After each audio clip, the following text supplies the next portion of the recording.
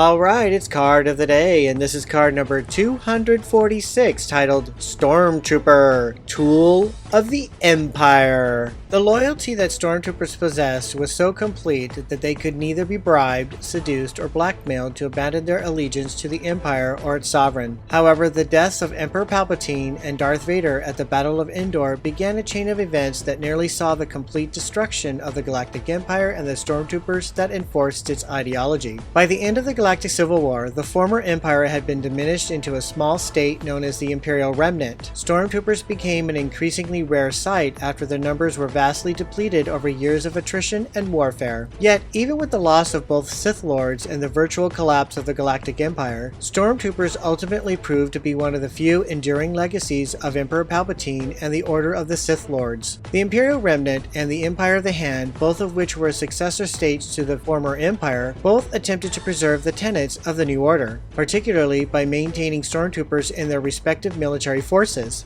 Although reduced to a pale shadow of their former glory, the continued use of Stormtroopers ensured that they would not follow Palpatine and Vader into oblivion. The death of Palpatine, as well as many officials who supported the New Order in its original form, allowed both the Remnant and the Hand to introduce various reforms to ensure the overall continuation of Imperial ideology. Without the many cloning facilities that supplied the Empire with half of its Stormtroopers, the Remnant and the Hand became desperately reliant on recruitment to reinforce their weakened manpower. Without a vast pool of civilians to recruit, both states were forced to radically alter certain Imperial ideals in order to recruit non-human individuals, as well as significantly more females. This was a desperate measure in response to the desperate situation. As the triumphant Rebel Alliance consolidated its rule over the galaxy, first as the New Republic and then as the Galactic Alliance, the Imperial Remnant could no longer rely on just humans to fill the ranks of the Stormtroopers. As a consequence, the system of human high culture was greatly reduced over time. However, although not as prevalent as males, there have been female Stormtroopers within the First Galactic Empire. A particularly notable example of this was Isla Drutch of the 291st Legion Dalasor. According to Drutch in her memoirs, the reason there were few female members had very little to do with any prejudice against females, as she noted that there weren't any female genetic templates, and that the Stormtrooper physical regimen was brutal enough that females were simply more likely to wash out more than males. Drutch also implied the possibility that the design of the Stormtrooper armor was such that it was likely assumed that there were very few females among the Stormtroopers. By 130 ABY, the resurgent Empire, the successor state of the Remnant, maintained a vast army of Stormtroopers recruited from both human males and females, as well as various humanoid and alien species. That's it for now. More information on the next Stormtrooper card.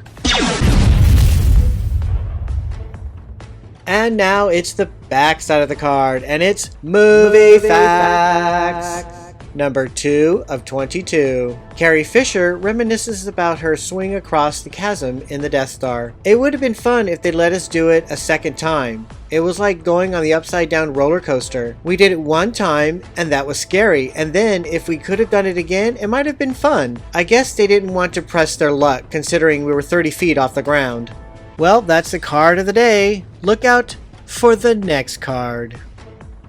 Thank you for watching Star Wars Obsessed Card of the Day. If you like this video, give it a thumbs up. You can follow Star Wars Obsessed on Instagram and Facebook.